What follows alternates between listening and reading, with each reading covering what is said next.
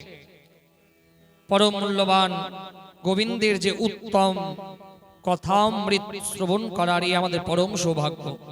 तो आमि निवेदन करब এই 7টা दिन আপনারা অবশ্যই গোবিন্দের কথা শ্রবণ করার জন্য আসবেন। তো ভাগবতে প্রবেশ করতে গেলে কিছু নিয়মাবলী আমাদের জানতেই হয়, কারণ নিয়ম আছে যে আপনি যদি নিয়ম করে ভাগবত না শ্রবণ করেন তাহলে আপনার কিন্তু ভাগবত শোনার ফল থেকে আপনি বঞ্চিত হবেন। কারণ ভগবান নিয়ম খুব পছন্দ করেন। এই জন্য আজও বড় বড় মন্দিরে ভোরের বেলায় ভগবানকে মঙ্গল আরতি করা হয়। যে আমাদের নিয়মে ভুল হবে, আমরা কোনোদিন সকাল 6টায় উঠবো, তো কোনোদিন 8টায় উঠবো, কোনো 9টায় উঠবো। আবার কিছু কিছু মহানুভব আছে এটা 10টা 11টাও বাজিয়ে দেয়। কিন্তু ভগবানের নিয়মে কোনো পরিবর্তন হয়নি। ভগবান নিত্যদিন সেই ব্রহ্ম মুহূর্তে ভগবানের মঙ্গল আরতি হয়। প্রত্যেক দিন ভোর বেলায় ভগবানকে জাগানো হয়। ভগবান নিয়ম খুব পছন্দ করেন। অনিয়ম যদি হয়ে যায় ভগবান কিন্তু সেটা গ্রহণ করেন না। ভগবান নিয়ম খুব পছন্দ করেন।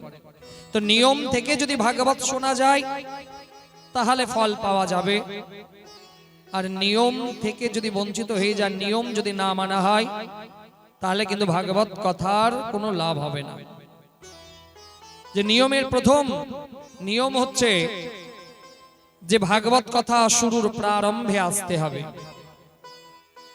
এমনকি যে ভূমিতে ভাগবত হয় সেই মাটিকে প্রণাম করে তারপরে ব্যাসপীঠে প্রবেশ করতে হয়। ভাগবত কথা প্যান্ডেলে আসতে হয় সেই মাটিকে প্রণাম করে। যে না জানি কোন ভক্তের রূপ ধরেই হয়তো আজকে গোবিন্দ এই ভক্ত মণ্ডলীর মধ্যে বিরাজ হয়েছেন। এই জন্য সেই মাটিকে প্রণাম করতে হয় যে ধন্য এই মাটি যেখানে গোবিন্দের সাপ্তাহিক ভাগবত কথা রসাস্বাদন করানো হয়। যখন কথা বিরাম হবে তখন এই মাটিকে প্রণাম করে তারপরে আবার এখান থেকে যেতে হবে। যেখানে ভাগবত হবে সেই জায়গায় কখনোই জুতো পরে প্রবেশ করা যাবে না, জুতো খুলে আসতে হয়। ভাগবত প্রারম্ভে আরতি করা হয়, আবার কথা বিরাম যখন হবে তখন আরতি করা হবে। এর মধ্যে নিজের ইচ্ছা খুশি মতন কোনো কেউ যজমান বা কোনো মা এসে নিজের ইচ্ছা মতন প্রদীপ জ্বালিয়ে আরতি করবে, এটা কিন্তু ভগবান কদাপি বরদাস্ত করবেন না। এই জন্য আমি ব্যাসপীঠ থেকে নিবেদন করব, যাদের আজকে দেরি হয়ে গেছে আগামীকাল আপনার সন্ধ্যা 7টার সময় এসে উপস্থিত হবেন। কারণ যখন এখানে আরতি হবে, ব্যাসপীঠে আরতি হবে, তখনই আপনার আরতি করবেন। কিন্তু নিজের ইচ্ছা মতন আসবেন আর আরতি, এটা কিন্তু ভাগবত নিয়মাবলীর মধ্যে পড়ে না। তারপরে ভাগবত কথা শ্রবণ করতে করতে উঠে যাওয়া যাবে না। কারণ কিছু মানুষ আছে এরা সামনে বসবে, যখন ভগবানের কথা আলোচনা হবে, ভগবানের কথা আরম্ভ হবে, তখন সেই জায়গা থেকে এরা উঠে চলে যাবে। এতে কি হয় যে আপনার পাশে যারা বসে আছে তাদেরও অসুবিধে হবে। এই জন্য আমি নিবেদন করব যে কথা চলতে চলতে, গোবিন্দের কথা চলতে চলতে ওঠার দরকার নাই। যাদের একান্তই কাজ আছে বা দরকার আছে তারা হয়তো একটু সাইডে বা পেছনে বসলেই ভালো হয়। কিন্তু যারা একান্তই মনে করেছে না এই জগতে আমি আর আমার গোবিন্দ ছাড়া দ্বিতীয় নাস্তি, দ্বিতীয় কেউ নাই, যেখানে শুধু এই 7 দিন আমি আর আমার গোবিন্দ বসে আছে আর আমি আমার গোবিন্দের কথা রসাস্বাদন করব, সাংসারিক কোনো আলোচনা করব না, তারাই একমাত্র সামনে বসবে। আর যারা নিজেদের মধ্যে গল্প গুজব করবে তাদের জন্য এই ব্যাসপীঠে, এই কথা প্যান্ডালে কোনো স্থান নাই। যারা নিজেদের মধ্যে গল্প করবে তাদের জন্য আলাদা জায়গা আপনারা বেছে নেবেন। কারণ 2 বন্ধু বা 2 বান্ধবী যদি একত্রিত হয়ে যায় না, 3 ঘন্টার ভাগবত পাঠ হয়ে যাবে, কিন্তু ওদের সংসারের গল্প শেষ হবে না। এই জন্য এমন জায়গাকে বেছে নিন যেখানে আপনাকে কেউ ডিস্টার্ব করবে না, কেউ আপনাকে বিরক্ত করবে না। কারণ যখনই আপনি গোবিন্দের কথা শ্রবণ করতে বসছেন মা, এটা কোনো সাধারণ কিছু নয়। কারণ যখনই আপনি গোবিন্দের কথা শ্রবণ করতে বসবেন, কলি মহারাজ কিন্তু অত সহজে আপনাকে গোবিন্দের কথা রসাস্বাদন করতেই দেবেন না। যখনই আপনি ভাগবত কথা শ্রবণ করতে বসবেন, কি ভেবেছেন আপনি যে কলি মহারাজ আপনাকে এত সহজে ভক্তি লাভ করতে দেবে? কদাপি নয়। অনেক বাধা আসবে। প্রথমত কথাতে আপনার মন বসবে না, কলি মহারাজ আপনার মন বসতে দেবে না কথায়। দ্বিতীয়ত বারবার এদিক ওদিক তাকাতে ইচ্ছা করবে, তাহলে বুঝে নেবেন যে কলি আপনার উপরে প্রবেশ করে গেছে। তৃতীয়, বারবার মনে হবে এটা খাই ওটা খাই জল খাই, বুঝে নিতে হবে যে কলির আন্ডারে আপনি প্রবেশ করে গেছেন। চতুর্থ, মোবাইল বের করে হোয়াটসঅ্যাপ ফেসবুক করা, তাহলে বুঝে নিতে হবে যে কলি আপনার মধ্যে প্রবেশ করে গেছে। এই জন্য যারা এই সব ত্যাগ করতে পারবে তারাই গোবিন্দের কথা শ্রবণ করার অধিকারী হবে। না হলে এখানে আসাটাই সার হবে, গোবিন্দের কথা শ্রবণ হবে না। এই জন্য ব্যাসপীঠ থেকে আমি নিবেদন করব, এই 7টা দিন সাংসারিক যা কাজ আছে সব আগে আগেই করে নেন। 7টা থেকে রাত্রি 10টা শুধুমাত্র গোবিন্দের জন্য রাখুন, শুধুমাত্র ভাগবত কথা শ্রবণের জন্য এই 7টা দিন রাখুন। কারণ 4 দিক থেকে আপনাকে টেনে রাখা হবে যে তুমি বাড়িতে থাকো, সংসারের কাজের মধ্যে লিপ্ত থাকো, তোমাকে ভাগবত শুনতে যেতে হবে না। কারণ সত্যযুগে 4 ভাগ ধর্ম ছিল, অধর্ম বলে কিছু ছিল না। ত্রেতা যুগে 3 ভাগ ধর্ম, 1 ভাগ অধর্ম। দাপর যুগে 2 ভাগ ধর্ম, 2 ভাগ অধর্ম। আর কলি যুগে তো বাবা 3 ভাগ অধর্ম, 1 ভাগ ধর্ম। তো যারা অধর্মের লোক হয় তারা কিন্তু এই ভাগবতে আসতে তারা পারবে না। আর তাদের কোনো বন্ধু যদি আসতে চায় না, বলবে ধুর ভাগবত শুনে কি হবে, চল আমার সঙ্গে চায়ের দোকানে বসে থাকবি, গল্প করবি, 4টা লোকের সঙ্গে আলোচনা হবে, সাক্ষাৎকার হবে, সে অধর্ম ব্যক্তি, অধার্মিক মানুষ। এদের থেকে সাবধান থাকতে হবে। কারণ মনে রাখবেন যে বহু জন্মের তপস্যার ফলে বৈশাখ মাসের মতন পুণ্য মাসে গোবিন্দের কথা রসাস্বাদন করার সৌভাগ্য হয়েছে। ভাগবত শুনলে মা শুধু আপনার উদ্ধার হবে না, ভাগবত শুনতে গেলে আপনার আগামী প্রজন্ম তারও উদ্ধার হবে, আপনার পূর্বজ তাদেরও উদ্ধার হবে। যারা যারা এই ভাগবতে অংশগ্রহণ করেছেন, আমার তো খুব ভালো লাগছে যে আপনাদের গ্রামের এত সাপোর্ট। প্রথম যখন আমরা এসেছিলাম বোধহয় 3 দিন হয়েছিল ভাগবত কথা, তারপরে 5 দিন, আর গোবিন্দ কৃপা এবার হয়েছে, এবার কিন্তু 7 দিন। তাহলে এই ভাগবতে যারা সাপোর্ট করেছেন গ্রামের মানুষ, যারা নিজের অর্থ ভান্ডার থেকে কিছু অর্থ ভাগবত করানোর জন্য দান করেছেন, তাদের পরম সৌভাগ্য। কারণ আপনাদের দেওয়া দান, আপনাদের দেওয়া অর্থ গোবিন্দর সেবাতে লাগবে, এই অর্থ কিন্তু বিফলে যাবে না। আপনাদের দেয়া দান গোবিন্দ প্রাপ্তিতে কাজে লাগবে। আপনাদের দেওয়া দানে গোবিন্দের এই ভাগবত কথা অনুষ্ঠিত হচ্ছে, পরম সৌভাগ্য। 1-1 रुपया रखोगे तो लाख बन जाएगा, 1-1 ईंट गांथोगे तो महल बन जाएगा। এত বড় অনুষ্ঠান তো বাবা অল্প টাকাতে হয় না। ধর্মস্য মূলমার্থা, যে ধর্ম করতে গেলে তো অর্থের অনেক প্রয়োজন। তো যারা অল্প অল্প করে অর্থটা দিয়েছেন, আজকে দেখুন সবাই মিলে দিয়েছেন বলে আজকে এত সুন্দর ভাগবত কথার আয়োজন করা সম্ভব হয়েছে। 1-1 रुपया रखोगे तो लाख बन जाएगा, 1-1 ईंट गांथोगे तो महल बन जाएगा। একটা একটা ইট যখন গাঁথা শুরু হয় না, দেখবেন কখন যে একটা মহল তৈরি হয়ে গেছে আপনি নিজেও জানতে পারবেন না। ঠিক সেই রকম আপনার দেওয়া অল্প অল্প দানে বড় বড় ধর্ম সভা অনুষ্ঠিত হয়। আপনার দেওয়া দান, এই দান তো বাবা বিফলে যাবে না। অন্য কোনো জায়গায় দানের কথা আমি বলতে পারবো না, কিন্তু ধর্মমূলক কাজে ভাগবত অনুষ্ঠানে ভাগবত পাঠে যদি কেউ দান করে তার দানের কিন্তু অনেক মহিমা আছে, সেটা আগামী প্রসঙ্গে আমরা জানতে পারব। তারপরের যে নিয়ম, এই নিয়ম বলা হয়েছে ভূমিতে। এখানে একটা কথা বলে দিই, দেখুন যে ভাগবতের যজমান হওয়া 1 কোটি জন্মের পুণ্য যদি হয় তবে কিন্তু ভাগবতের যজমান হওয়া যায়। 1 জন্ম 2 জন্ম নয়, 1 কোটি জন্মের। তো যারা ভাগবতের যজমান হয় তাদেরকে এই 7টা দিন মাটির উপরে শয্যা নির্মাণ করে সেখানে কিন্তু ঘুমোতে হয়। যদি তিনি খুব অসুস্থ হন তাহলে তাদের শয্যা যদি পবিত্র থাকে তাহলে সেখানে ঘুমোতে পারে, আর না হলে মাটিতেই শয্যা তৈরি করে সেখানেই ঘুমোবে এই 7টা দিন। এই 7টা দিন কোনো অভক্ষ ভক্ষণ করবেন না। এই 7টা দিন নিরামিষ অবশ্যই গ্রহণ করতে হবে।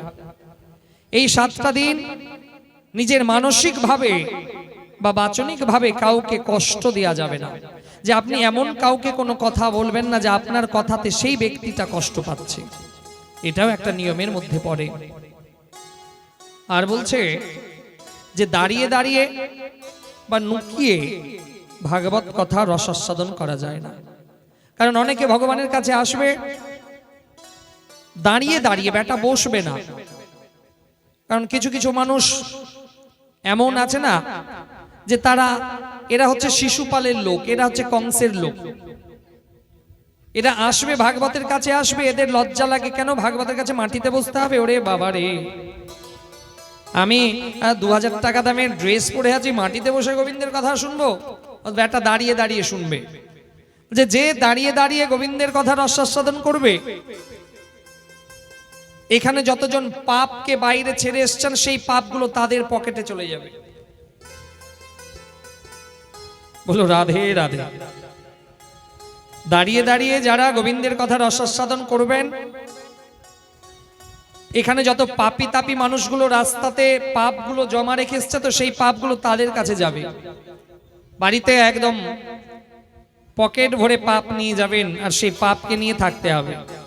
এই জন্য ব্যাসপীঠ থেকে নিবেদন, দাঁড়িয়ে দাঁড়িয়ে বা নুকিয়ে নুকিয়ে। কারণ অনেকজন আছে বাড়িতে বসে তো গোবিন্দের কথা শুনতে পাচ্ছি, ভাগবত শুনতে পাচ্ছি, কি দরকার সেখানে যাব কেন?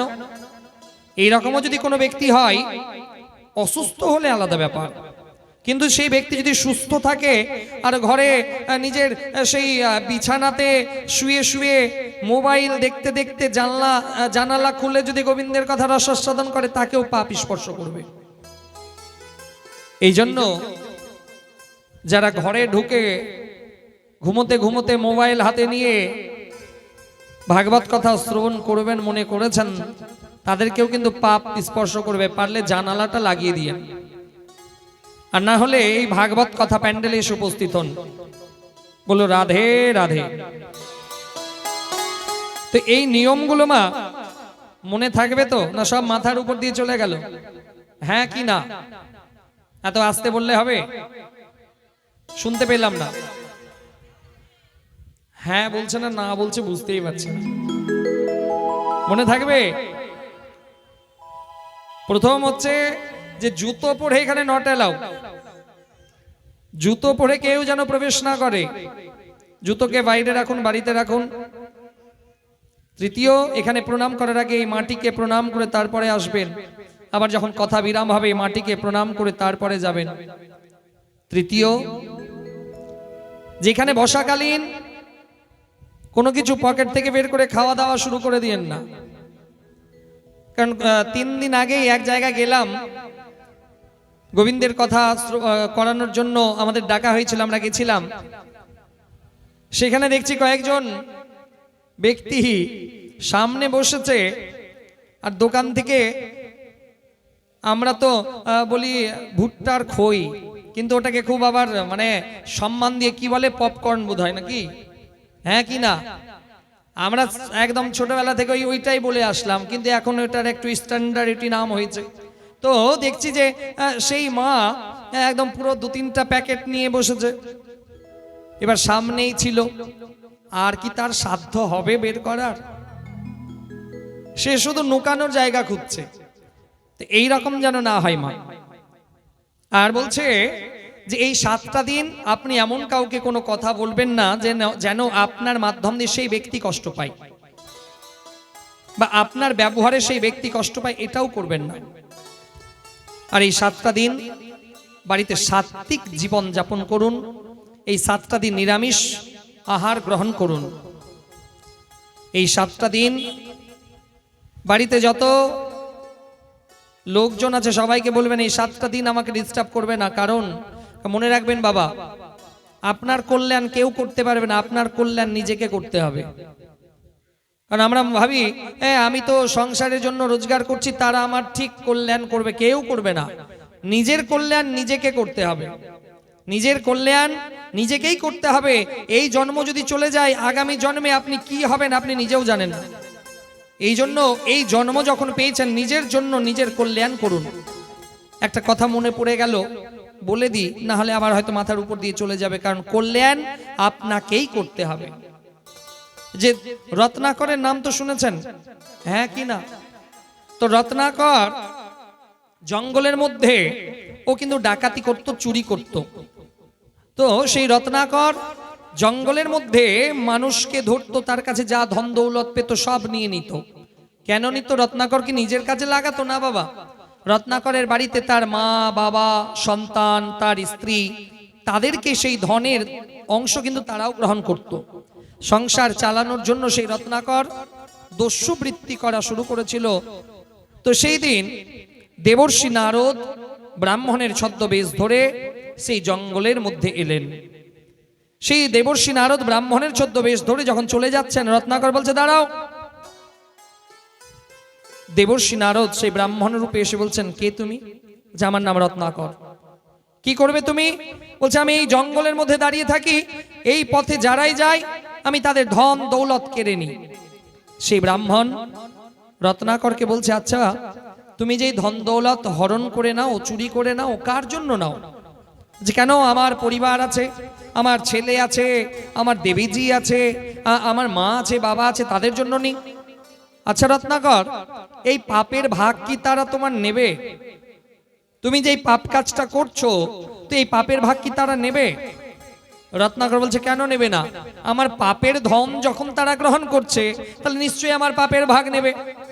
সে ব্রাহ্মণ বলছে, রত্নাকর তুমি একবার বাড়িতে যাও, তোমার বাবা, মা, সন্তান, স্ত্রী সবাইকে জিজ্ঞেস করে এসো তোমার এই পাপের ভাগ তারা নেবে কিনা। রত্নাকর বলছে, ওহো খুব চালাক, আমি ওদিকে বাড়ি যাব আর আপনি এদিকে চলে যাবেন? বলছে, না না, আমি কোথাও যাব না, আমাকে এখানে গাছতলায় বেঁধে দাও। রত্নাকর কোথাও না তার মনের মধ্যে একটা প্রশ্ন জাগলো, যে ব্রাহ্মণ দেবতা যখন এত করে বলছে, তা আমি একবার গিয়ে জিজ্ঞেসই করি। সেই রত্নাকর সেই ব্রাহ্মণ দেবতাকে একটা গাছের মধ্যে বেঁধে দিলেন, আর রত্নাকর বাড়িতে গেলেন। বাড়িতে গিয়ে প্রথম জিজ্ঞাসা করলো পিতার কাছে, হে পিতা, আজ জঙ্গলে একজন ব্রাহ্মণের সঙ্গে আমার দেখা হলো। সেই ব্রাহ্মণ আমাকে কয়েকটা কথা বললেন, কয়েকটা প্রশ্ন করলেন, আমি সেই প্রশ্নের উত্তর দিতে পারিনি। হে পিতা, আপনি বলুন তো, আমি যে ধন রোজগার করছি, এই ধন আপনি গ্রহণ করছেন কিনা? বলছে, হ্যাঁ একদম করছি। তো পিতা, আমি তো খারাপ কাজ করছি, মানুষ খুন করছি, মানুষের ধন কেড়ে নিচ্ছি, এটা তো আমার পাপ। বলছে, হ্যাঁ একদম তুমি পাপ করছো। আচ্ছা পিতা, আমার ধন আপনি গ্রহণ করছেন? বলছে, হ্যাঁ। বলছে, তাহলে আমার পাপকে আপনি গ্রহণ করবেন? রত্নাকরের পিতা বলছে, দাঁড়াও দাঁড়াও দাঁড়াও, দেখো রত্নাকর, আমি তোমার পাপ নিতে পারবো না। কেন? তুমি যখন ছোট ছিলে আমার দায়িত্ব ছিল তোমাকে ভরণ পোষণ করানোর, এখন তুমি বড় হয়েছো, এখন তোমার দায়িত্ব, তুমি কি করে খাওয়াবে তোমার ব্যাপার, আমি তোমার পাপের ভাগ নেব না। রত্নাকরের মন বিষণ্ণ হয়ে গেল। এ কি, যে আমি যার জন্য অর্থ এনে দিলাম, খারাপ কাজ করে, পাপ কাজ করে, পাপের ধন তারা ভোগ করবে, কিন্তু পাপ তো নেবে না। এবার রত্নাকর গেছে মায়ের কাছে, মা কি হয়েছে বাবু? মা, পথে একজনের সঙ্গে দেখা হলো, সেই ব্রাহ্মণ আমাকে বললো নাকি আমার পাপের ভাগ কেউ নেবে না। মা তুমি নেবে না আমার পাপের ভাগ? সেই মা রত্নাকরকে বলছে, দেখো তুমি যখন ছোট্ট ছিলে আমি আমার স্তন পান করিয়ে তোমাকে এত বড় করিয়েছি, তুমি সেই স্তন পান করানোর ঋণ শোধ করতে পারবে না? মা, সেটা কি শোধ হয়? যে তুমি সেই ঋণ যখন আমার শোধ করতে পারবে না, তাহলে তো আমি তোমার পাপের ভাগ নেব না। মাও তার পাপের ভাগ নিল না।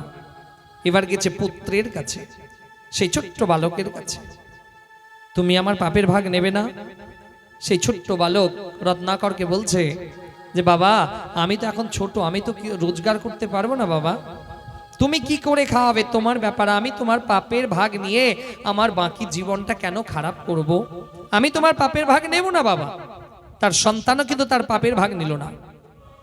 এবার শেষের সময় গেছে অর্ধাঙ্গিনী, অর্ধ অঙ্গের মালিক যিনি, তার কাছে গেছে, আচ্ছা তুমি আমার পাপের ভাগ নেবে না? তো সে বলছে যে দেখো, আমি যতদিন বাবার গৃহে ছিলাম আমার বাবার দায়িত্ব ছিল আমাকে ভরণ পোষণ করানোর, আর এখন তুমি আমাকে বিয়ে করে নিয়ে এসেছো, তোমার দায়িত্ব আমাকে ভরণ পোষণ করানোর। আমি তোমার পাপের ভাগ নিয়ে আমার জীবনকে শুধু শুধু জলাঞ্জলি দেব না, আমি তোমার পাপের ভাগ নেব না। কেউ নিল না পাপের ভাগ। রত্নাকর সেই ব্রাহ্মণের কাছে গেল, সেই ব্রাহ্মণ গাছে বাঁধা অবস্থা, তাকে খুলে দেয়া হলো, আর রত্নাকর ভূমিতে মাটিতে বসে গেল। হে ব্রাহ্মণ দেবতা, আমার ব্রহ্ম জ্ঞান উন্মোচন হতে চলেছে যে আমি যাদের জন্য পাপ কাজ করলাম তারাও আমার পাপের ভাগ নিতে চাইছে না। আমি তো আমার জীবনের অর্ধেকটা সময় পাপ কাজ করে অর্থ উপার্জন করে তাদের ভরণ পোষণ করলাম, আজকে আমার অর্ধেকটা জীবন ব্যতীত হয়ে গেল, আজকে তারা কেউ আমার পাপের ভাগ নিল না, তাহলে আমার কি হবে? সেই ব্রাহ্মণ দেবতা রত্নাকরকে বলছে, হে রত্নাকর, হে রত্নাকর, সকালবেলা বাড়ি থেকে বেরিয়ে যদি বিকালে কেউ ফিরে যায় গৃহে, তাকে পথ ভোলা বলে না। সকালে যদি কেউ বাড়ি থেকে বেরোয় আর বিকেলে যদি ফিরে চলে আসে না, তাকে কেউ বলে না পথ ভোলা। হে রত্নাকর, এখনো তোমার সময় আছে, তুমি গঙ্গাতে স্নান করো। রত্নাকর গঙ্গাতে স্নান করলো। দেবর্ষি নারদের কাছে ছিল একটা গেরুয়া বসন, সেই গেরুয়া বসন দিল রত্নাকরকে পরার জন্য। রত্নাকর সেই গেরুয়া বসন পরিধান করে এলেন, গঙ্গা স্নান করে এলেন। দেবর্ষি নারদ আজকে সেই রত্নাকরকে দীক্ষা প্রদান করলেন আর গুরু মন্ত্র দিলেন, ভগবানের মন্ত্র দিলেন যে হে রত্নাকর, তোমার পাপ, সমস্ত পাপ দূরীভূত হয়ে যাবে তুমি যদি এই গুরু মন্ত্র জাপ করো। রত্নাকর জীবনে এত অন্যায় করেছে মা, যে তার মুখ দিয়ে প্রভুর নাম উচ্চারণ হচ্ছে না। রত্নাকর যে প্রভু রামচন্দ্রের নাম উচ্চারণ করবে,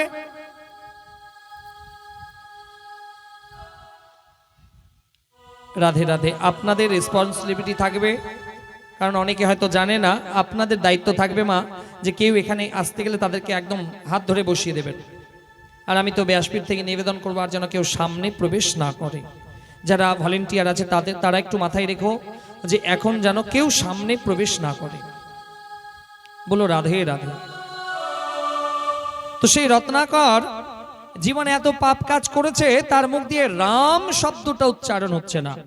তো যখনই বলতে যাচ্ছে মা, বলতে যাচ্ছে রাম, আর তার মুখ দিয়ে বেরোচ্ছে মরা, যে রাটা হয়ে যাচ্ছে উচ্চ আর মটা হয়ে যাচ্ছে একদম স্পষ্ট ভাবে বেরোচ্ছে মরা মরা মরা মরা মরা মরা। যখন অনেকবার জপ করে নিয়েছে, আস্তে আস্তে আস্তে উই পোকার মাটি, উই পোকার মাটি তো বোঝেন যাকে বলমিক মাটি বলে, হ্যাঁ কি না? তো এই বলমিক মাটি আস্তে আস্তে মানো সেই রত্নাকরের দেহের মধ্যে আস্তরণ তৈরি করছে, কিন্তু সেই রত্নাকরের কোনো খেয়াল নেই, তিনি এতটাই মত্ত হয়ে গেছেন প্রভুর নাম উচ্চারণ করতে। কিন্তু পাপ তো আছে, তো সেই পাপ যতক্ষণ না দূর হচ্ছে ততক্ষণ তো ভগবত প্রাপ্তি হবে না। তো এমনি বলতে বলতে যখন কণ্ঠ অবধি সেই বলিমিক মাটির আস্তরণ এলো, মানে এই কণ্ঠের কাছে যখন এলো, তখন তার মুখ দিয়ে বেরোলো রাম শব্দ। তার সারা দেহ বলমিক মাটির আস্তরণ পড়ে গেল। তার দ্বিতীয় নাম হলো বাল্মীকি। শ্রী রত্নাকরের পরবর্তী নাম হলো বাল্মীকি। তিনি এতটা ব্রহ্ম জ্ঞান অর্জন করলেন যে তিনি রামায়ণ রচনা করলেন। আজও বাল্মীকি রামায়ণ প্রসিদ্ধ। এই জন্য আপনার কল্যাণ কেউ করবে না, আপনার নিজের কল্যাণ আপনাকে নিজেকে করতে হবে। এই জন্য 7টা দিন আপনি সময় বের করুন। এই 7টা দিনে আমাদের গোবিন্দ দর্শন, গোবিন্দ প্রাপ্তি ঘটবে ঘটবে ঘটবে। যদি আপনার গোবিন্দের কাছে ভাব থাকে, যে যার যেমন ভাব তার তেমন প্রভাব, যে আপনি যদি ভাব নিয়ে আসবেন তাহলে গোবিন্দ প্রাপ্তি ঘটবে। আর আপনার যদি ভাবনা থাকে, স্বার্থ থাকে, কারণ এখনকার কলিযুগের মানুষ, কলিযুগের ভক্ত তো বাবা স্বার্থ নিয়ে বেশি চলে। দুর্গা মন্দিরে গেল, মা দুর্গা যদি তার মানসিক পূর্ণ না করলো, দুর্গা মন্দির বাদ কালী মন্দিরে যাবে। কালী মন্দিরে গিয়েও যদি মনস্কামনা পূর্ণ না হলো, শনি মন্দিরে যাবে। কারণ মানুষের মনে ধৈর্য কমে গেছে, শ্রদ্ধা ভক্তিও কমে গেছে। যে আজকে শুধুমাত্র স্বার্থ সিদ্ধির জন্য বেশিরভাগ, সবাই নয়, বেশিরভাগ মানুষ মন্দিরে যাচ্ছে। ঠাকুর পকেট থেকে 10 টাকা বের করে দেবে, ঠাকুর আমার ছেলের যেন একটা ভালো চাকরি হয়ে যায়, ঠাকুর আমার ছেলেটার যেন একটু বিয়ে হয়ে যায়, ঠাকুর আমার বাগানে যেন ভালো ভালো আম ফলে, টাকা পয়সা একটু ধন দৌলত দাও। আমরা সবাই ভগবানের কাছে এই মানসিকতা নিয়ে যাই, কিন্তু খুব কম মানুষ আছে যারা গোবিন্দের কাছে যায় গোবিন্দ প্রাপ্তির জন্য। তো ভাগবত নিয়মের সঙ্গে অবশ্যই কথা শ্রবণ করতে হবে। ভাগবত কথার রসাস্বাদনকালে এর আগেও আমি বলেছি যে ধূপ কাঠি এখানে জ্বালাবেন না, কারণ আমি এর আগে অনেকবার নিষেধ করেছি। কারণ ধূপ কাঠিতে বাঁশ থাকে, আর বাঁশ পোড়ানো আমাদের সনাতন ধর্মে নিষিদ্ধ আছে ধর্ম কাজে। তো এই জন্য যাদের শুনেও কাজ হয়নি তারা বাড়িতে জ্বালান বাবা, আমার এখানে গোবিন্দের এখানে জ্বালাতে হবে না। কারণ অনেকজন আছে বাড়ি থেকে একদম 8-10টা নিয়ে চলে আসবার, এখানে এত খালি ধোঁয়া হলেই হলো, এরকম যেন না হয়। তো এবার বলছে যে ভাগবত কথাতে প্রবেশ করার আগে মাহাত্ম্য কথা আছে। এই মাহাত্ম্য আবার দুটো প্রসঙ্গ এই মাহাত্ম্য কথায়। তা আজকে আমরা এই মাহাত্ম্য কথা শ্রবণ করব। আর প্রথম আমরা যে মাহাত্ম্য কথা শ্রবণ করব সেটা হচ্ছে ভক্তি দেবীর উপাখ্যান। কারণ অন্তরে যদি ভক্তি না হয় তাহলে গোবিন্দ প্রাপ্তি হবে না। যে মানো যে বাড়িতে গুরুদেব এলে, ব্রাহ্মণ এলে, সাধু সন্ত এলে আমরা সুন্দর একটা বসার জায়গা, আসন দিই, সেখানে তারা এসে সঙ্গে সঙ্গে বসে যান। ঠিক সেই রকম আমাদের অন্তর মন্দিরে ভক্তিরূপী সিংহাসন যদি সাজাতে না পারি তাহলে গোবিন্দ সেই ভক্তিরূপী সিংহাসন না পেলে বাবা হৃদয়ে বসবে না। এই জন্য প্রত্যেক ভক্তের হৃদয়ে ভক্তিরূপী সিংহাসন সাজাতে হবে। আর এই ভক্তিরূপী সিংহাসন সাজবে কেমন করে? বলছে ভক্তিরূপী সিংহাসন কি বাবা সাজানোর জন্য ফুল লাগে না। ভক্তিরূপী সিংহাসনকে সাজানোর জন্য ভগবানের নাম রূপী ফুল লাগে। যে ভক্তের হৃদয়ে যত নাম উচ্চারণ হবে, যে ভক্ত যত নাম উচ্চারণ করবে, সেই নামরূপী ফুলকে আসন করে মানো গোবিন্দ সেই অন্তর ভক্তিরূপী সিংহাসনে বিরাজ হবেন। আর ভাগবত কথা শ্রবণ করতে আসতে গেলে মুখ দিয়ে রাধে রাধে নাম কিন্তু উচ্চারণ করতেই হবে। এত আস্তে বললে হবে? একবার বলতে হয় না, দুবার বললে পুণ্য লাভ হয়। আমি এখানে নিবেদন করব, আজকে হয়তো সময় ব্যস্ততার জন্য পেছনে একবার রাধে নাম লেখা আছে, ওটা আগামীকাল যেন 2টো রাধে নাম হয়ে যায়। হবে তো? হ্যাঁ কি না বলো? রাধে রাধে।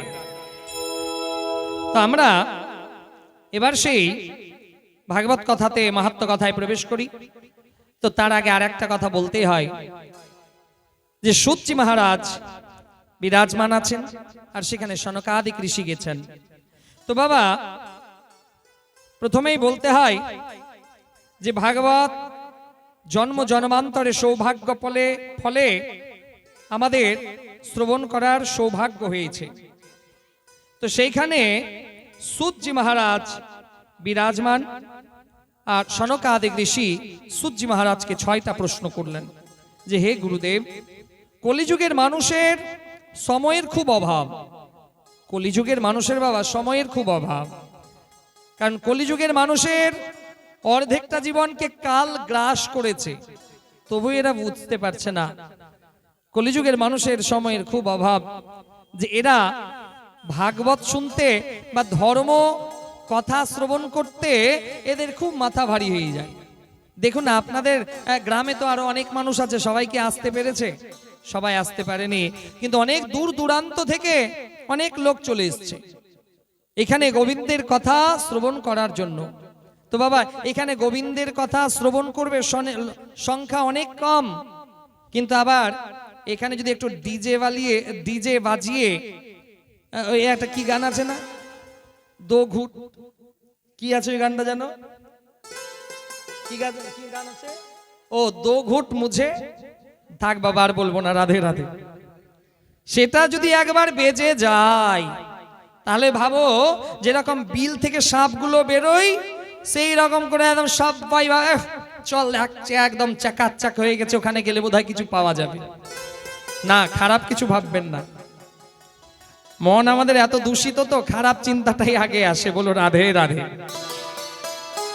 কিন্তু এখানে গোবিন্দের কথা রসাস্বাদন করতে গেলে খুব মাথা ভারী লাগবে, কারণ এখানে সবাই তো আসতে পারবে না মা, সবাই তো আসতে পারবে না। একটা ট্রেনের মধ্যে 5000 লোক যদি চাপে, যখন দেখবেন একটা ট্রেনের মধ্যে 5000 লোক আছে, কিন্তু দেখবেন যে বগিতে এসি চালানো আছে সেখানে কিন্তু সবাই ওঠে না, দরজা সেখানে বন্ধ থাকে, পুলিশ সেই দরজার মধ্যে থাকে, যারা এসির টিকিট কেটেছে তারাই এসিতে উঠবে, দ্বিতীয় কেউ উঠবে না।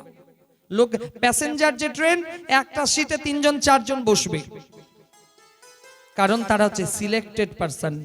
আপনারা এখানে যারা গোবিন্দের কথা রস আস্বাদন করতে এসেছেন মা, আপনারাও সাধারণ মানুষ নয়, আপনারা হচ্ছে প্রত্যেকটা selected person. You are selected, যে ভগবান আপনাদেরকে সিলেক্টেড করে এখানে পাঠিয়েছে, যাও সেখানে গোবিন্দের কথা শ্রবণ করো। আপনারা পরম পরম ভাগ্যবান। তোমার নিজেদের জন্য একটু জোরে করতালি বাজান না, ভালো লাগবে। কঞ্জুস কোথাকার, নিজের জন্য বাজাতে বললাম, এত আস্তে বাজালে হবে? আরো আস্তে বাজান।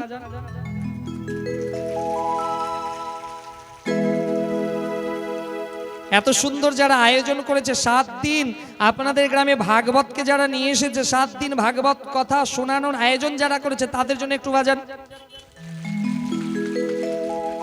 কিছু কিছু কঞ্জুস বসে আছে, বলছে ধুর বাজাবো না, একটু তাদের কাছে একটু জোরে বাজা। দেখুন একটা কথা বলে দিই, দাঁড়ান পরে বাজাবেন, একটা কথা বলে দিই। বলছে ডান হাতে কৃষ্ণ বিরাজমান আর বাম হাতে রাধা রানী বিরাজমান। এক জায়গায় যখন আসবে মা, যখন একটা ধ্বনি বের হয়ে, মানো সেই ধ্বনি আপনার দেহের যে পাপ আছে সেই পাপকে দূরীভূত করতে পারে। এবার বাজান।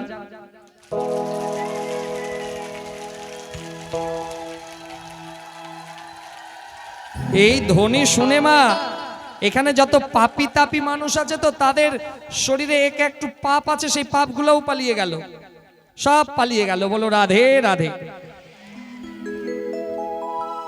তো সূতজি মহারাজকে সনকাদিক ঋষি 6টা প্রশ্ন করলেন যে কলিযুগের মানুষের উদ্ধার কেমন করে হবে।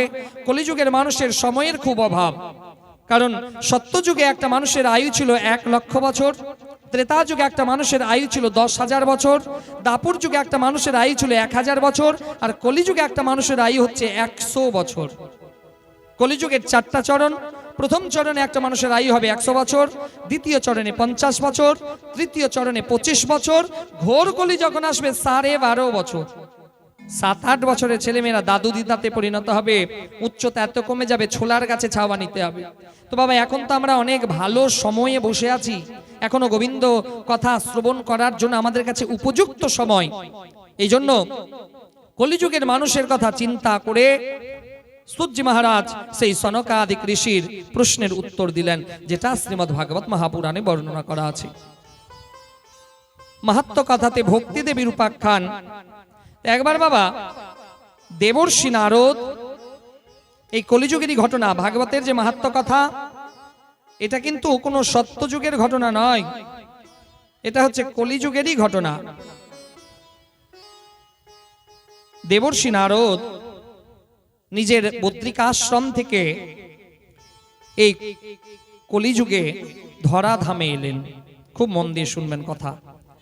তো দেবর্ষি নারদ নিজের বদ্রিকাশ্রম ছেড়ে কলিযুগে এই ধরাধামে এলেন। কেন এলেন? দেবর্ষি নারদ দেখার জন্য এলেন। কারণ দেবর্ষি নারদের তো কোথাও যেতে মানা নাই। দেবর্ষি নারদ অসুরের রাজপ্রাসাদেও যেতে পারে, দেব লোকেও যেতে পারে, ধরাধামেও আসতে পারে। দেবর্ষি নারদ এমন একজন ব্যক্তিত্ব, তার সব জায়গাতেই অ্যালাউ আছে, কোথাও তাকে আটকানো হবে না। তো দেবর্ষি নারদ এই কলিযুগে ধরাধামে এলেন কলিযুগের মানুষের বিচার বুদ্ধি দেখার জন্য আর তীর্থ ভ্রমণ করার জন্য। যে কলিযুগের মানুষের বিচার বুদ্ধি কেমন, তীর্থের মর্যাদা কি, এই সব দেখার জন্য দেবর্ষি নারদ কিন্তু এলেন। তো দেবর্ষি নারদ গয়া, কাশী, পুষ্কর, প্রয়াগ ইত্যাদি তীর্থে বিচরণ করতে লাগলেন। তীর্থে যখন গেলেন, তীর্থে গিয়ে প্রথম দেখলেন যে তীর্থে ঢোকার আগেই একজন পান্ডা যজমানের সঙ্গে কন্ট্যাক্ট করছে। ওখানে অনেক লাইন আছে, 3 ঘন্টার লাইনে দাঁড়াতে হবে। তুমি এখানে যদি আমাকে 5000 টাকা দিয়ে দাও, আমি 5 মিনিটে তোমাকে একদম ভগবানের কাছে পৌঁছে দেব। আছে না এরকম? এখনো অনেক বড় বড় ধর্মস্থানে চলে যান, রাস্তাতেই কিছু এজেন্ট পেয়ে যাবেন যে 5 ঘন্টা লাইনে দাঁড়াতে হবে না, 5 মিনিটে ভগবানের কাছে চলে যাবেন। শুধুমাত্র পকেট থেকে একটু মোটা ব্যান্ডেল টাকা দিতে হবে। তো দেবর্ষি নারদ যখন এলেন, তীর্থের মর্যাদা নষ্ট হয়ে গেছে। তীর্থে বেশিরভাগ জায়গায়, সব জায়গায় নয়, বেশিরভাগ জায়গাতে তীর্থে কিছু অসাধু মানুষ ব্যবসা শুরু করেছেন। তীর্থে গিয়ে তীর্থের মর্যাদা নষ্ট করছে। আমরাও তীর্থে যাই। এখন তো বাবা, আগেকার দিনে তীর্থ যাওয়া হতো পুণ্য লাভের ইচ্ছায়, যে তীর্থে গেলে পুণ্য লাভ হবে। কিন্তু বাবা, এখন তো তীর্থে পুণ্য লাভের জন্য নাই। এখন তো তীর্থে পা রাখা মাত্র ওহ এলাম এনজয় করার জন্য। আপনাদের কথা বলছি না, আপনারা ভালো, যারা আসেনি তাদের কথা বলছি। বলো রাধে রাধে। কারণ আমাদের প্রত্যেকের পকেটে একটা করে তো প্রেমিকা আছে না। এই খারাপ কিছু বুঝবেন না, কারণ মানুষ সব থেকে আগে খারাপটাকে বেশি বোঝে। সবার পকেটে আছে, কারো আবার 1টা 2টা 3টাও আছে। কালো কালো বড় বড় অ্যান্ড্রয়েড। তো বলছে বাবা, বাড়িতে যদি বাবা মা না থাকে থেকে যাবে, আর পকেটে যদি সেই বড় মোবাইল না থাকে তাহলে একটুও ভালো লাগবে না। কারণ এমন একটা জায়গাতে আমরা চলে এসেছি যে বাড়িতে যদি চাল বাড়ন্ত হয়ে যায় বাবা তো কালকে আনবো, কিন্তু নেট ব্যালেন্স যদি শেষ হয়ে যায় না, ওরে বাপরে মাথা আর কাজ করছে না, সাথে সাথে সঙ্গে সঙ্গে রিচার্জ করতে হবে যেমন করে হোক।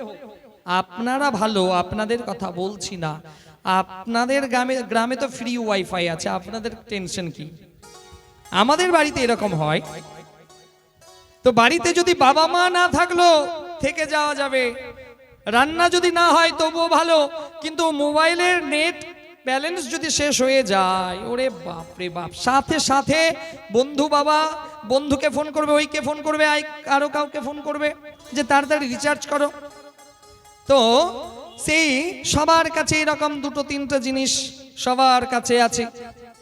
বেশিরভাগ আমরা সময় সেটার দিকেই দিয়ে চলছি।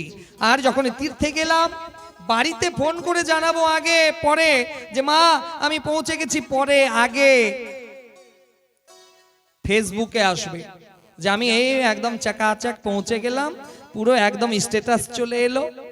তীর্থে আমরা এনজয় করার জন্য নয়। যে এনজয় করার জন্য যদি যেতে হয় দার্জিলিং যাও, এনজয় করার জন্য যদি যেতে হয় বিদেশ চলে যাও, কিন্তু পুণ্য লাভ করার জন্য যদি যেতে হয় তাহলে তীর্থ ভ্রমণে যাও। এনজয় করার জায়গা বহুত আছে, সেখানে চলে যান। কিন্তু পুণ্য লাভ করতে যদি ইচ্ছা হয় তাহলে তীর্থে যান। প্রথম তীর্থে গিয়ে প্রথম সেই তীর্থে পা রাখার পরে আগে তীর্থভূমিকে প্রণাম করুন। যতক্ষণ না আপনি সেই তীর্থভূমিকে প্রণাম করবেন, সেই ধুলো আপনার কপালে লাগবে না, ততক্ষণ পর্যন্ত তীর্থে যাওয়ার কোনো লাভই আপনার হবে না। তো দেবর্ষি নারদ সমস্ত তীর্থ ভ্রমণ করছে, কোথাও শান্তি পাচ্ছে না। দেবর্ষি নারদ বাড়িতে বাড়িতে দরজাতে যাচ্ছে, গিয়ে দেখছে কি সেই দরজাতে যখনই যাচ্ছে সেই দরজা থেকে কোলাহল আসছে, কারো বাড়িতে ঝগড়া, অশান্তি, চিৎকার, শঙ্খের ধ্বনি পাওয়া যাচ্ছে না, পুজোর মন্ত্রোচ্চারণ পাওয়া যাচ্ছে না। দেবর্ষি নারদ যখন কিছু মানুষের বাড়ি গেছে, সেখান থেকে ঝগড়া, অশান্তির কোলাহল আসছে, কিন্তু মন্ত্রোচ্চারণ শোনা যাচ্ছে না, ভগবানের রাম নামের ধ্বনি শোনা যাচ্ছে না, ভগবত নাম শোনা যাচ্ছে না। কোন কোন বাড়িতে দেবর্ষি নারদ প্রবেশ করেছে, গিয়ে দেখছে সেই বাড়িতে তার স্বামীর কোনো কথা চলে না, তার স্ত্রী তার বাড়িকে চালনা করেন। আপনারা কিন্তু ভালো, আপনাদের কথা বলছি না, কারণ বাবা বলছে একটা স্বামী বাইরে যতই আইসি অফিসার, এসপি, আইপিএস থাকুক না কেন, বাড়িতে আসতে গেলে তার যে অবস্থা তিনিই জানেন। বাইরে যতই সিংহ থাকুক, বাড়িতে এসে কিন্তু আর ওই সিংহ থাকলে চলবে না। আপনারা ভালো, আপনাদের কথা বলছি না, যারা আসেনি তাদের কথা বলছি। তো সেই দেবর্ষি নারদ যখন সেই বাড়িতে গেছে, গিয়ে দেখছে তার স্ত্রী তার বাড়িকে চালনা করছে, স্ত্রী জোরে জোরে কথা বলছে, তার স্ত্রী তার স্বামী তার পতি দেবতাকে দিয়ে ঘরের কাজ করাচ্ছে। তো দেবর্ষি নারদ সেই বাড়ি থেকে চলে গেল, যে না, এটাই হচ্ছে কলিযুগের প্রভাব। দেবর্ষি নারদ একটা রাজ্যে মন্ত্রী সভাতে গেছে, মন্ত্রী সভাতে যখন গেছে, গিয়ে দেখছে যে শুধুমাত্র মন্ত্রিত্ব পদে একজন বসে আছে, কিন্তু তাকে তার শ্যালক চালনা করছে। কলিযুগে বাবা দেখবেন যেসব মায়েরা বসে আছে, যেসব বাবারা বসে আছেন, যাদের বিয়ে দিয়ে দিয়েছেন, সবাই নয় কিন্তু অনেকটাই, যে যখন আপনি ছেলের বিয়ে দিয়ে দিলেন, ছেলের শ্বশুর বাড়ি যখন হয়ে গেল, ছেলে কিন্তু তখন আপনার আর কথা শুনবে না, ছেলে তখন শুনবে শ্যালকের কথা। শ্যালক মানে তো বোঝেন, বোঝেন তো, হ্যাঁ কি না? আপনাদের এখানে কি বলে? রাধে রাধে। এত জোরে তালি বাজালে হবে? বাজালে একটু জোরে বাজাও। তো সেই দেবর্ষি নারদ যখন সেই মন্ত্রী সভাতে গেছে, গিয়ে দেখছে শুধুমাত্র মন্ত্রিত্ব পদে একজন বসে আছে, কিন্তু তার পরামর্শ দিচ্ছে শ্যালক। কলিযুগে এটাই ঘটবে, যে কলিযুগে একটা ছেলের, সবাই নয় কিন্তু বেশিরভাগ, একটা ছেলের যখন বিবাহ হবে, সেই ছেলেকে শ্যালক, তার শ্যালক পরিচালনা করবে। জামাইবাবু এটা করার দরকার নেই, এটা করুন, এটা ভালো হবে। তো দেবর্ষি নারদ সেখানেও তার ভালো লাগলো না। দেবর্ষি নারদ সেখান থেকে বৃন্দাবনের দিকে অগ্রসর হলেন। বৃন্দাবনে যখন গেলেন, তখন সেখানে ভক্তি দেবী বসে আছেন, আর ভক্তি দেবী বসে বসে একটা খুব সুন্দর ভগবানের ভজন গুনগুন করছেন। তার চোখ দিয়ে চোখাশ্রু পড়ছে। বলছে কেন? তার দুই ছেলে জ্ঞান বৈরাগ্য বৃদ্ধ অবস্থায় পড়ে আছে। তো সেই ভক্তি দেবী তার মুখ দিয়ে ভগবানের নাম উচ্চারণ হচ্ছে, হে কৃষ্ণ হরে মুরারি, আর তার চোখ দিয়ে চোখাশ্রু পড়ছে। তা শুন, আমরা একটু ভগবানের এই নাম করজোড়ে শ্রবণ করি, ভগবানের এই কীর্তন, যে ভক্তি দেবী তার চোখাশ্রু পড়ছে আর তার মুখ দিয়ে ভগবানের এই নাম উচ্চারণ হচ্ছে। আসুন আমরা সবাই মিলে এই ভজনের আস্বাদন করে কথাকে আগের দিকে নিয়ে যাব।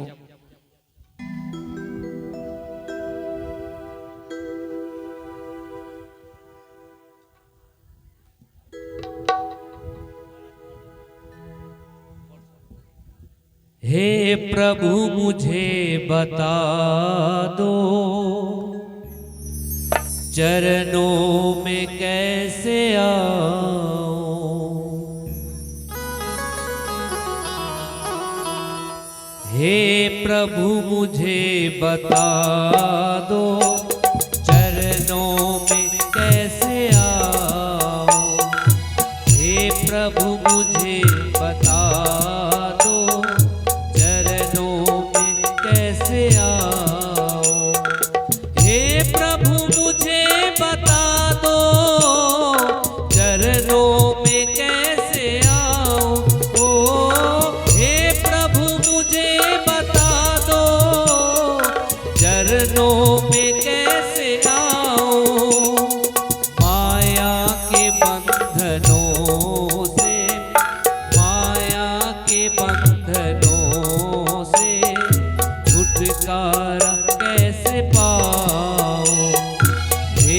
प्रभु मुझे बता दो चरणों में कैसे आऊं।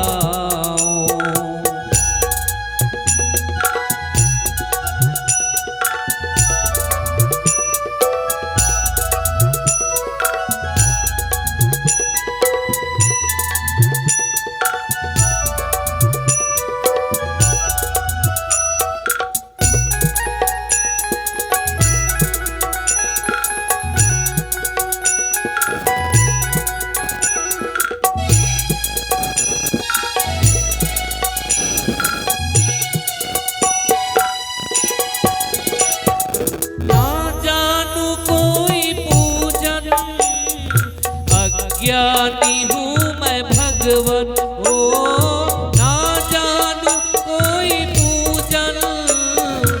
अज्ञानी हूँ मैं भगवन, करना कृपा दयालु, करना कृपा दयालु। इसे कैसे मैं दिखाऊं, हे प्रभु मुझे बता दो चरणों में कैसे आऊं।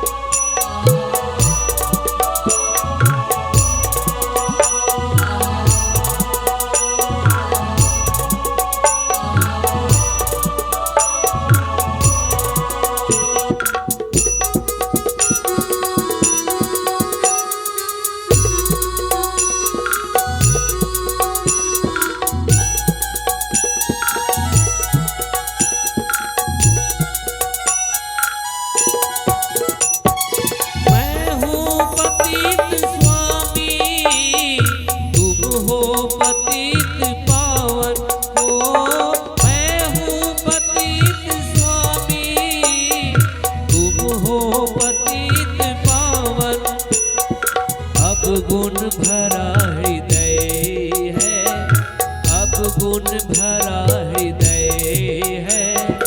इसे कैसे मैं दिखाऊं, हे प्रभु मुझे बता दो चरणों में कैसे आऊं।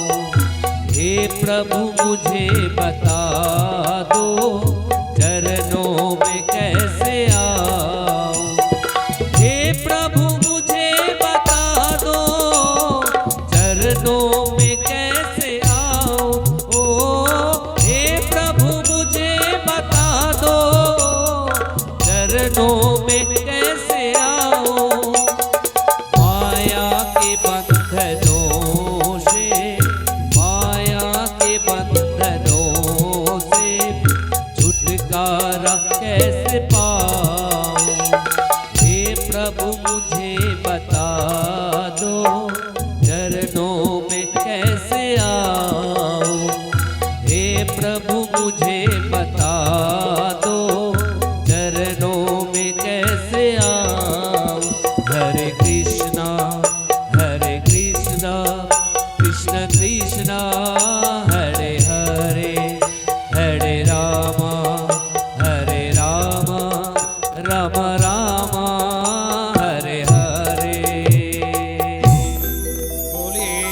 भक्तवत्सल भगवान की।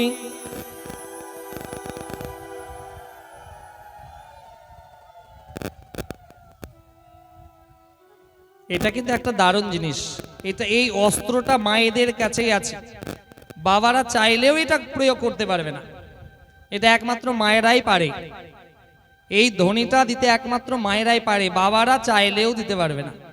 আর যদি দিয়েও দেয় তাহলে ওরে বাপরে হয়ে গেল।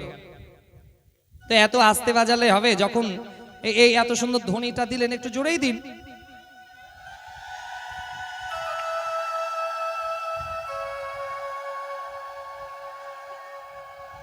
দুবার হলো। এই বাবার আবার করতালি দিচ্ছে, রাধে রাধে। বাবারা বলছে হাম কিসি সে কম নেই, আমরাও কম থাকবো না, আমরা না চাকাচাক থাকবো। বলো রাধে রাধে। তো দেবর্ষি নারদ বৃন্দাবনে যখন গেলেন যমুনার তীরে, বৃন্দাবন ধামে যখন দেবর্ষি নারদ প্রবেশ করলেন, তো মানো কিছু দূর গিয়ে দেখতে পেলেন একজন ষোড়শ বর্ষীয়া যুবতী বসে আছে, আর তার সামনে দুটো বয়োবৃদ্ধ ব্যক্তি শয়ন করে আছে। তো দেবর্ষি নারদ এক পা দুপা করে এগোতে লাগলেন, কিন্তু আবার দেবর্ষি নারদের মনে হল, না বাবা, মেয়ে মানুষ যেখানে থাকবে সেখান থেকে দূরে থাকাই ভালো। দেবর্ষি নারদ সেখান থেকে চলে যাচ্ছেন। ভক্তি দেবী দেবর্ষি নারদকে বলছে, ভো ভো সাধু ছানামাতিষ্ঠা, হে সাধুবার আপনি একটু দাঁড়ান। ভো ভো সাধু ছানামাতিষ্ঠা, আচিন্তনামপি নাশয়াম, দর্শনম তব লোকস্য সর্বতা গহরং পরম। হে সাধুবার আপনি একটু দাঁড়ান, আর আমার এই চিন্তার অবসান আপনি ঘটাতে পারেন, আপনি একটু দাঁড়ান, কৃপা করুন।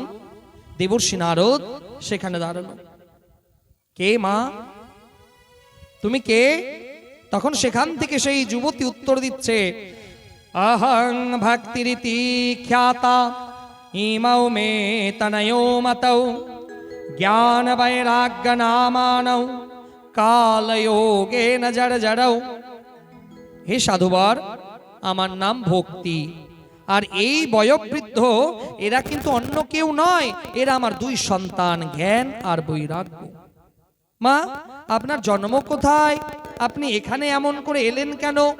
তখন ভক্তি দেবী বলছে, উৎপন্না দ্রাবিড়ে সাহং বৃদ্ধেম কর্ণাটকে গতা কচেদ কচেদ মহারাষ্ট্রে গুর্জরে জীর্ণতাঙ্গতা বৃন্দাবনস্য সংয়োগাৎ পুনস্ত্বং তরুণী নবা ধন্যং বৃন্দাবনং তেন ভক্তেন্দ্রে ততিয়ত্র চ। ভক্তি দেবী বলল, উৎপন্না দ্রাবিড়ে, যে দ্রাবিড় দেশে আমি বড় হয়েছি, দ্রাবিড় দেশে আমার জন্ম, কর্ণাটকে আমার বড় হওয়া, আর মহারাষ্ট্রে যখন আমি এলাম তখন আমার এই অবস্থা হলো, জীর্ণতা পেলাম। আর আমার এই দুই সন্তান হচ্ছে জ্ঞান বৈরাগ্য। যখন আমি এদেরকে নিয়ে বৃন্দাবনে প্রবেশ করলাম তখন এরা পুরো বৃদ্ধ অবস্থায় চলে গেল। হে সাধুবর আপনি কৃপা করে বলুন, যে একটা মা হবে যুবতী আর সন্তান যদি বয়োবৃদ্ধ হয় তার তো ভালো লাগবে না। হে সাধুবর, হে সাধু, হে দেবর্ষি নারদ, হিসেব মতো হবে মা হবে বৃদ্ধা, সন্তান হবে যুবক, কিন্তু এখানে তো উল্টো হয়েছে। তা আপনি কৃপা করুন, আপনি কৃপা করুন, আপনি পারেন আমার এই দুই সন্তানকে আবার পূর্ণ সত্তাতে ফিরিয়ে দিতে। তো দেবর্ষি নারদ তখন সমস্ত কিছু বুঝতে পারলেন যে এই ভক্তি দেবীর কথা, কারণ গোলক বৃন্দাবনে ভগবান শ্রীকৃষ্ণ এই ভক্তি দেবীর সঙ্গে তার কথোপকথন হয়েছিল। আর এই ভক্তি দেবীকে যখন তার দুই জ্ঞান বৈরাগ্য সন্তানকে দিয়ে তার সঙ্গে একজন দাসীকে দিয়ে পাঠিয়েছিলেন যার নাম হচ্ছে মুক্তি দেবী, এই প্রসঙ্গতেও আমরা আসব। এবার দেবর্ষি নারদ সেই জায়গায় ভক্তি দেবীকে বলছেন, সত্তাদিত্রি যুগে বোধ বৈরাগ্য মুক্তি সাধকৌ।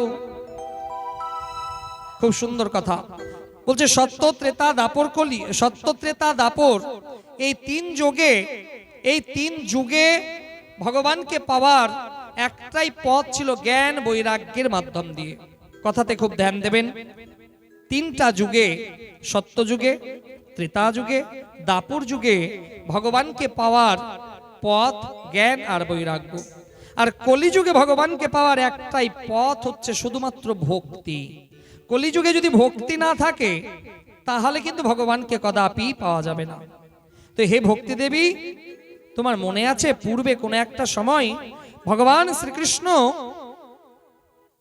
তোমাকে বলেছিল যে তুমি ধরাধামে যাও, আমি তোমাকে জ্ঞান বৈরাগ্য নামে দুটো সন্তান প্রদান করছি, আর তোমার সেবা করার জন্য একটা দাসী দিচ্ছি, মুক্তি দেবী।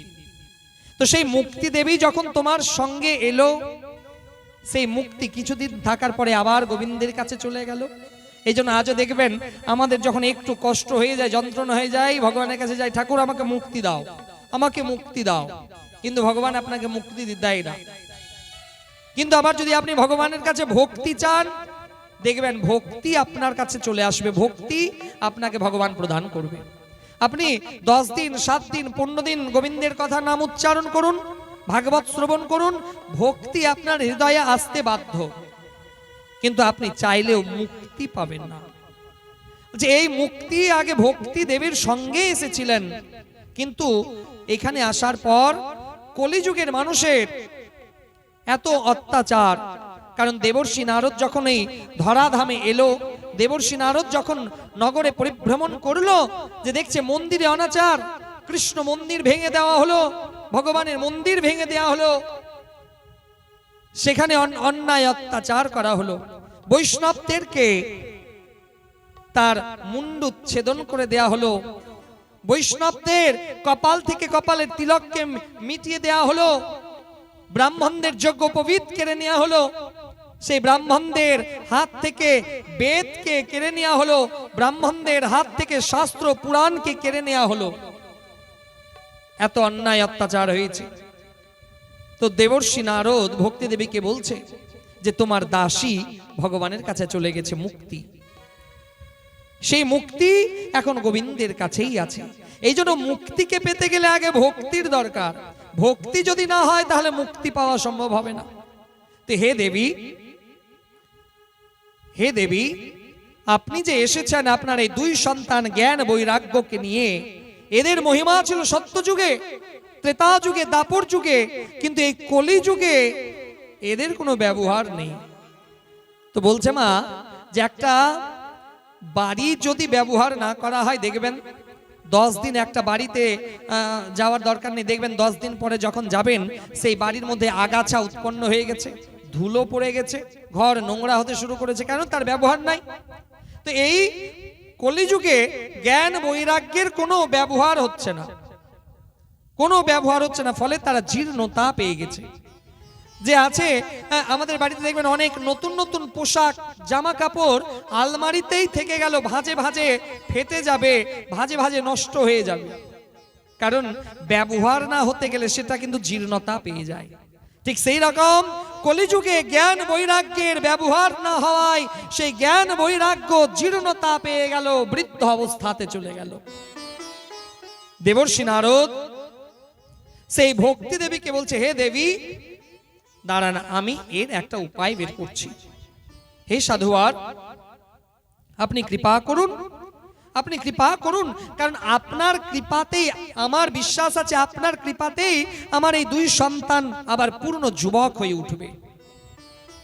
কারণ হে দেবর্ষি নারদ, রাক্ষসের ঘরে জন্ম নিয়েছিল ভক্ত প্রহ্লাদ। সেই প্রহ্লাদ যখন মায়ের গর্ভে ছিল, আপনারই কয়াধুকে সেই ভগবানের শোনানো কথা মায়ের গর্ভ থেকে সেই প্রহ্লাদ শুনে জন্ম নিয়েছিল। আপনার দীক্ষাতে রত্নাকর বাল্মীকিতে পরিণত হলো, আপনার কৃপাতে এই 2 সন্তান তারা নিশ্চয়ই যুবক হয়ে উঠবে। হে ভক্তি দেবী, আমি আমার যথাসাধ্য চেষ্টা করছি।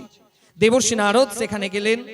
দেবর্ষি নারদ নিজের হস্তকমল হাত দিয়ে তাদের মাথাতে হাত বোলালেন, তাদের দেহের আলস্যতা দূর হলো, তারা শরীরটাকে একটু নাড়া দিলেন।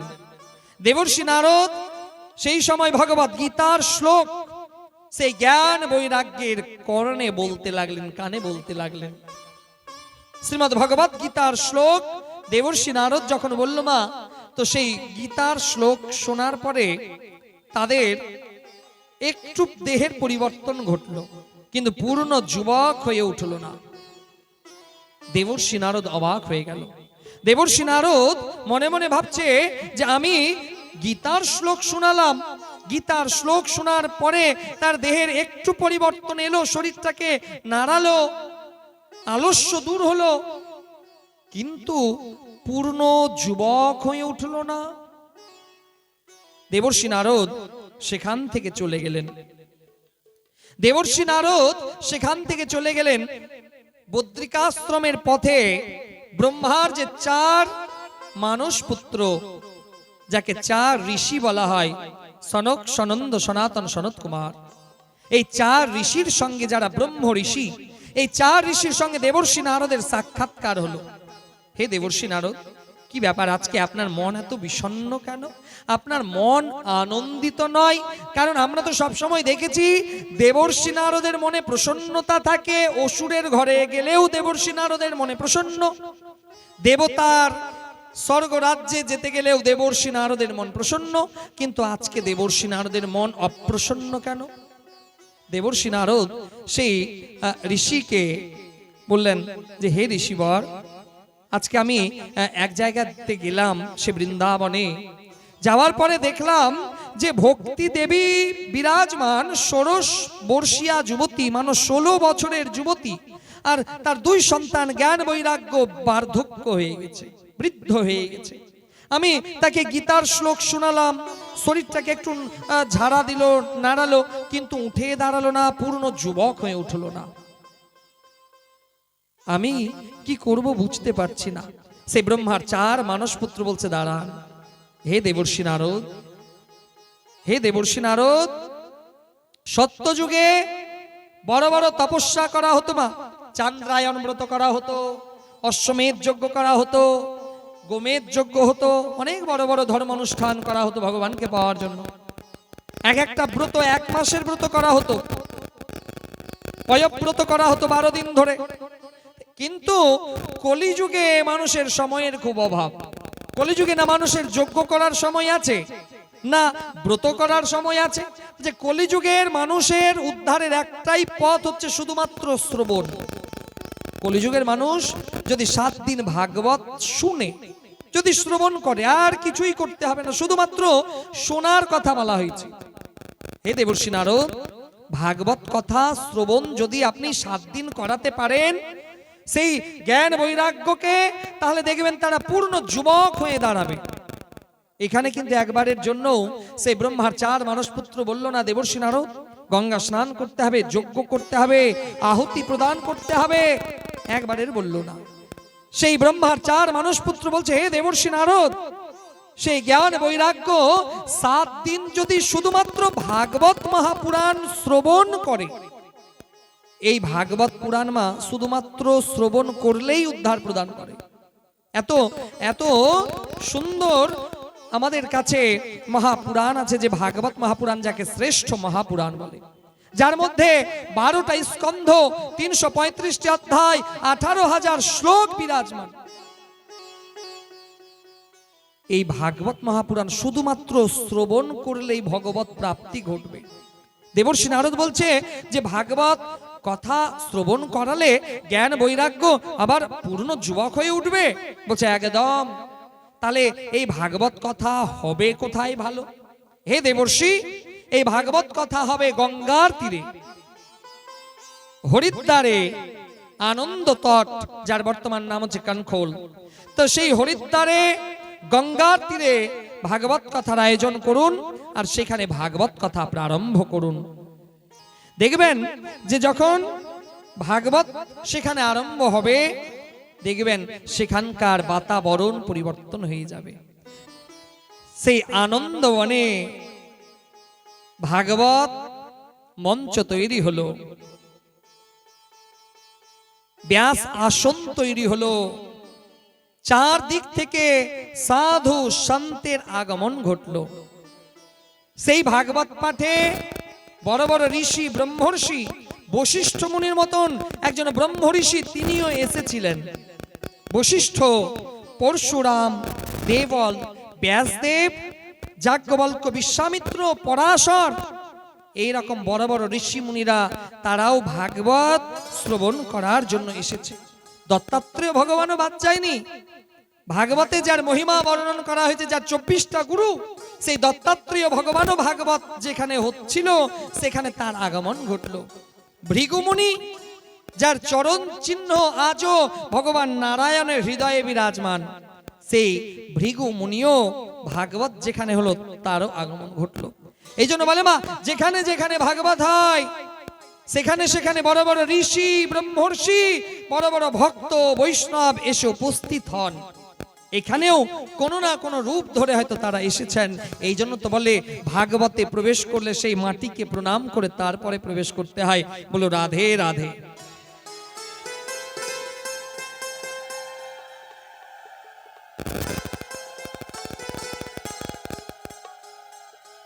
দুবার হলো, আর একবার দিতে হবে তো।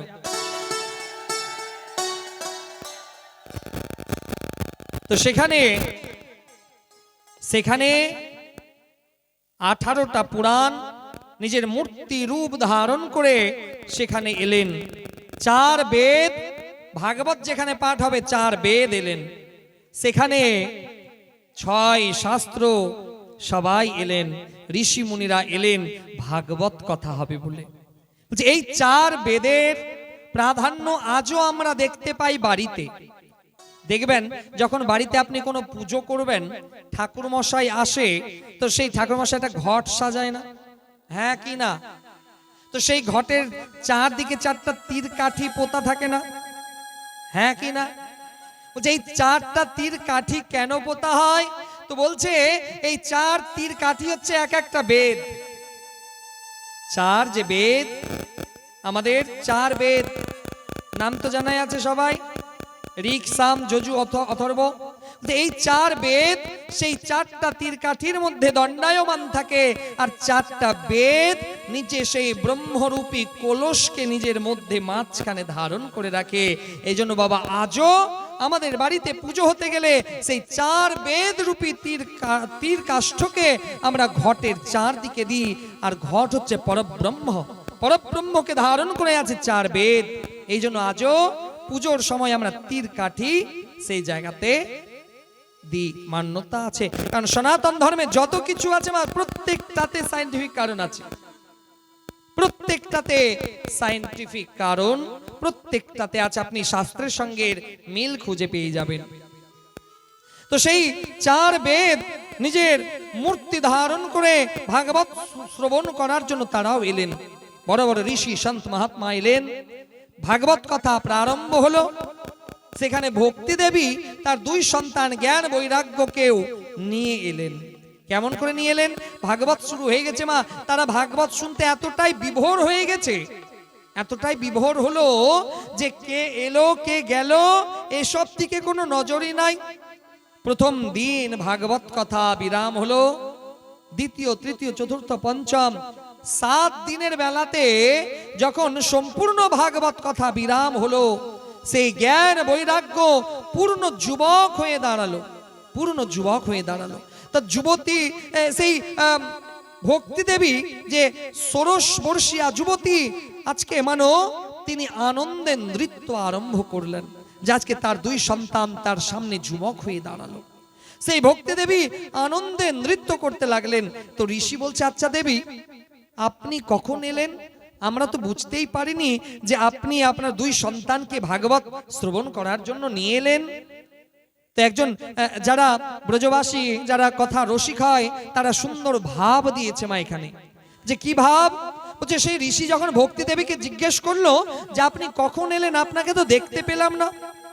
বলছে সেই ঋষিরা গোবিন্দ কথা শ্রবণে এতটা ভাবে বিভোর ছিল যে কে এলো কে গেল দেখার সময় তার কাছে নাই, এতটা ভাবে বিভোর ছিল। আর আমরা এখনকার কলিযুগের শ্রোতা, আমরা বসবো, কে একটু চাকাচাক সেজে এসেছে তাকে দেখতে হবে, গুড্ডুর মা কি শাড়ি পরে এসেছে সেটা দেখতে হবে না। আপনারা ভালো, আপনাদের কথা বলছি না, যারা আসেনি তাদের কথা বলছি। বলো রাধে রাধে। এই জন্য ভাগবত শুনতে আসতে গেলে এদিক ওদিক তাকালে হবে না মা, শুধুমাত্র এখানে আপনি আর আপনার গোবিন্দ বিরাজমান, আর মাঝখানে গোবিন্দের কথা বিরাজমান, এখানে আর অন্য কেউ নাই। এই জন্য ভাবে বিভোর হতে হবে গোবিন্দের কথা শ্রবণে। তো ভক্তি দেবী সেই জায়গাতে আনন্দে নৃত্য করতে লাগলো। সেই সময় ভক্তি দেবী সব ঋষিমুনিকে বললেন যে আপনাদের আশীর্বাদে আমার এই 2 সন্তান জ্ঞান বৈরাগ্য আজকে যুবক হয়ে দাঁড়িয়েছে। হে গুরুদেব, কৃপা করে আপনারা বলুন যে আমি কোথায় গিয়ে বিরাজ হব। সেই সময় ঋষি ব্রহ্মর্ষি তারা বললেন, হে দেবী, আজ থেকে আপনি সকল ভক্তের হৃদয়ে বিরাজমান হন। আপনি যখন ভক্তের হৃদয়ে বিরাজমান হবেন, তখন আপনার সেই দাসী মুক্তি দেবী আপনার সহিত দেখা করতে আসবে। কথাতে খুব ধ্যান দেবেন। সেই ঋষি বললেন, হে দেবী, আপনি ভক্তের হৃদয়ে বিরাজমান হন। আর আপনি যখন ভক্তের হৃদয়ে বিরাজমান হবেন, তখন আপনার সেই দাসী মুক্তি দেবী আপনার সঙ্গে দেখা করার জন্য আসবে। এই জন্য মা, ভক্তি যদি লাভ না হয়, তাহলে ভগবানের কাছে রোজ মাথা নত করে মুক্তি দাও, মুক্তি দাও, মুক্তি দাও, কোনো লাভ হবে না। আগে ভক্তিকে নিজের জায়গাতে ঠাঁই দিন। আর ভক্তি দেবী যদি ঠাঁই হয়ে যায়, ভক্তি দেবীর আগমন যদি ঘটে যায়, তাহলে ভক্তি দেবীর দাসী হচ্ছে মুক্তি। আর একবার ভক্তি পেয়ে গেলে মুক্তি লাভ তেমনিতেই হয়ে যাবে। বলো রাধে রাধে। আর কলিযুগে ভগবানের নাম, এক একটা নাম হচ্ছে হীরা মতি থেকেও দামি। কারণ দেখবেন, সোনার অলংকার অনেক মানুষ পরে, তার থেকে কম সংখ্যক লোক পরে হীরের আংটি, তাই না? সোনা তো অনেকে পরে, কিন্তু হীরে তো সবাই পড়তে পারে না। পারে যে কেন সোনার থেকে হীরে হচ্ছে দামি। আবার তার থেকে বোধহয় প্লাটিনাম, আমি জানি না, মনে হয় হতে পারে প্লাটিনাম নাকি আরো দামি, সেটা আরো কম সংখ্যায় পড়ে। তো বল, ঠিক সেই রকম ভগবানের নাম বাবা সবাই জপ করতে পারবে না, ভগবানের নাম সবাই নিতে পারবে না। যারা ভগবানের ভক্ত, তারাই ভগবানের নাম জপ করবে। আর ভগবানের নাম যখন জপ হয় মা, তো এই করতালি দিতে হয়, করতালি দিতে হয়। তা আসুন আমরা একটা ভগবানের ভজনের রসাস্বাদন করতে করতে করতালি দিয়ে ভগবানের নাম শ্রবণ করি। বলো রাধে রাধে। बोलिए भक्तवत्सल भगवान की जय, राधा रानी की जय। भागवत भगवान